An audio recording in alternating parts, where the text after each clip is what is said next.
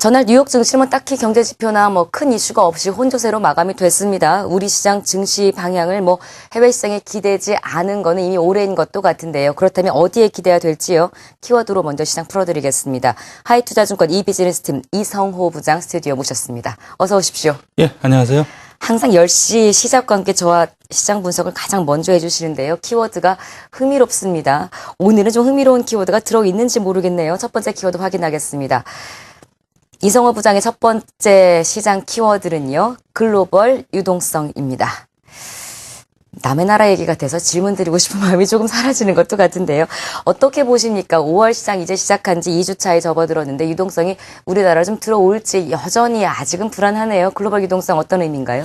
예, 일단 어저께 뉴욕 증시 블루칩 위주의 다우존스 지수는 지난주 금요일 날 사상 최고치 기록하고 좀 하루 좀 약간 쉬는 모습 보였습니다만은 대형주 위주의 S&P 500 지수는 또다시 연일 사상 최고치를 기록을 하고 있습니다. 최근에 미국 경제 지표는 상당히 좀 불안한 양상을 보이고 있는 게 사실인데요. 그럼에도 불구하고 증시는 상승 흐름을 계속하고 있는 게 바로 유동성의 힘 때문이다라고 말씀을 드릴 수가 있겠습니다. 연준이 매달 850억 달러씩 이제 양적 완화를 지속을 하고 있고요. 지난주 이제 FOMC에서 양적 완화를 확대하거나 축소할 수 있다라고 언급을 했는데 당시 증시는 이제 축소 쪽에 조금 더 무게를 뒀습니다만은 전반적으로는 좀 유연하게 대처하겠다라는 쪽으로 해석을 해야 되지 않나 싶습니다.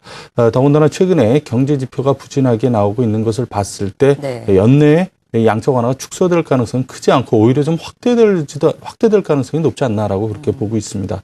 이런 상황에서 일본 돈을 계속 풀고 있죠. 네. 또 지난주에는 ECB마저 금리 인하하고 LTRO를 1년 연장하기로 하는 등 유럽도 유동성 공조에 상당히 동참하고 있는 그런 모습이고요.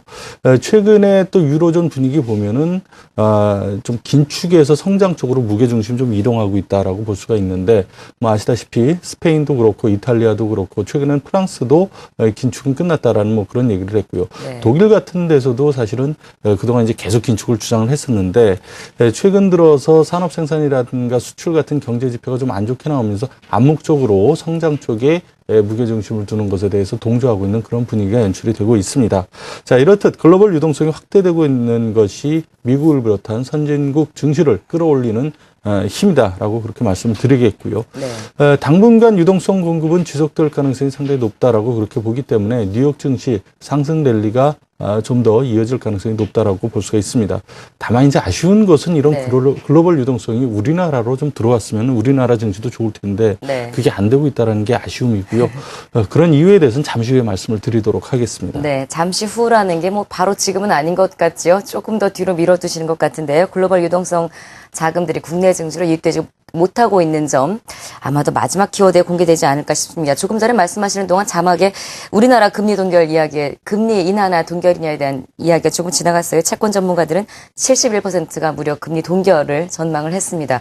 우리 시장에 대한 혹은 금융정책에 대한 어떤 불신이 조금 있는 것도 같은데요. 다 돈을 풀고 있다라고 얘기하는데 우리 시장 어떻게 될지 궁금합니다. 두 번째 키워드 일단 확인해 보도록 할까요? 글로벌 유동성에 이은 두 번째 키워드 역시 금리 들어 있습니다. 말씀하신 내용과 연결이 되는 것 같아요. 우리나라 금통위의 금리 인하냐 동결이냐 문제가 이번 주에 결정이 되고 있습니다. 앞서 말씀하신 대로 모든 나라가 다 지금 풀고 있는 듯한 분위기 속에 이 금리 방향성은 어떻게 될지 궁금하네요. 그렇죠. 전 세계적으로 유동성을 공급하고 있는 가운데 우리나라만 좀 다른 길을 걷고 있는데요. 내일 모레 있을 금통위에서 과연 금통위가 어떤 결정을 내릴지에 상당히 주목이 되고 있습니다. 현재 전문가들은 6대 4 정도로 동결 쪽이었는데 오늘 말씀하신 거 보면 또 동결이 조금 더 비중이 높아졌다라고 그렇게 보이네요. 그렇지만 시장에서는 지금 현재 금리는 어느 정도 인하되는 것을 전제로 거래가 되고 있습니다. 시중금리는 지금 상당히 낮다라는 얘기인데요. 4월 금통위에서 6명의 금통위원들은 3대 3으로 인하하고 동결이 똑같았습니다. 이런 상황에서 김중수 하는 총재가 캐스팅 보트를 행사를 하면서 동결로 됐는데요. 그 직전에 3월 금통위에서는 금리 인하를 주장한 금통위원이 한 명밖에 없었거든요. 2명이 늘어났다. 그런 점은 좀 긍정적이고요. 또 ECB가 금리를 인하했다라는 점, 그리고 지난번 동결을 했었던 금통위 이후에 시장의 불만의 목소리가 상당히 컸었다. 부정적 반응이 있었다라는 그런 주변 상황을 보면은 글쎄 금리 인하를 뭐 여기서 안 된다라고 그렇게 보기는 어려울 것 같습니다. 어느 정도 기대를 할 수도 있고요. 그렇지만 뭐 4월엔 사실 지금보다 훨씬 더 금리 인하에 대한 기대감이 컸음에도 불구하고 불발이 됐고요.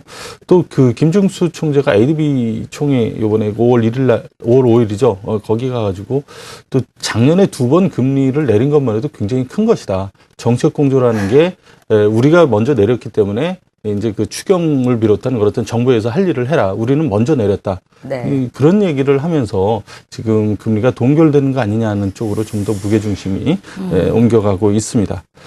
물론 이 금리를 인하한다고 해서 모든 문제가 해결되는 것은 아니죠. 네. 또 금리 인하 효과가 얼마나 나타날지도 아직은 뭐 미지수입니다. 그러나 글로벌 분위기에 대한 그 호응을 한다는 측면, 네.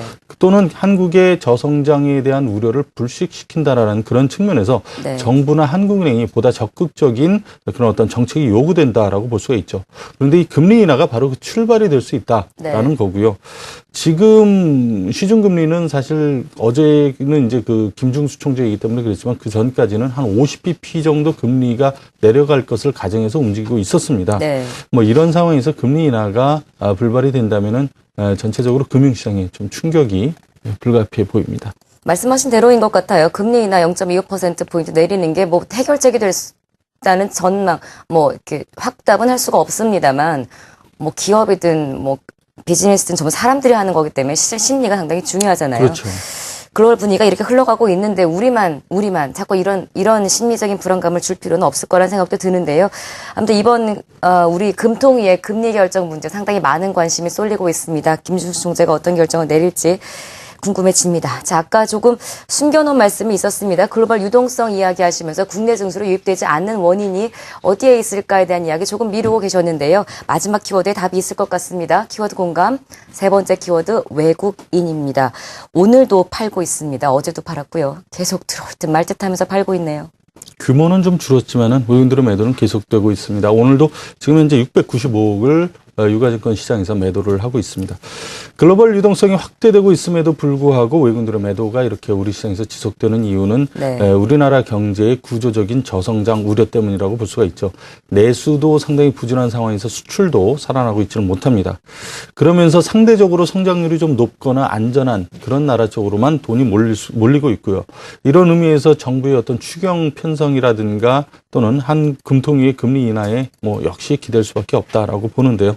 더군다나 뱅가드 물량도 지속적으로 출하가 되고 있습니다. 올해 1월 10일부터 한 10조 정도의 물량을 매주 한 4%씩 출하하겠다라고 그랬는데 거의 뭐 그 스케줄대로 오고 있습니다. 올 들어서 뱅가드 물량이 주간으로 봤을 때 평균 한 3,660억 정도씩 출하가 됐습니다. 하루 평균으로 한 730억씩인데 최근 들어서 거의 비슷한 물량이 출하가 되고 있죠. 사실 그 올 들어서 외국인들 매도 물량을 주간 평균으로 따져보면 한 3,600억 정도 됩니다. 그래서 뱅가드 물량이 나오는 거 3,660억하고 거의 뭐 유사하다. 그렇다면은 뱅가드 물량을 뺀다면 실질적으로 올해 외국인들은 거의 안 팔고 있다라고 그렇게 볼 수가 있는 거라는 거죠. 네. 지난 4월 30일 날 지난주 화요일이죠. 이제 뱅가드가 남은 물량을 다른 쪽 펀드한테 이제 그 블록으로 넘긴다라는 얘기가 나오면서 그때 급등의 어떤 실마리가 됐었는데 사실 뭐 이건 확인된 건 아니고 확정된 것도 아닙니다. 그렇기 때문에 여기에 대해서 아직 큰 기대를 할 수는 없고요.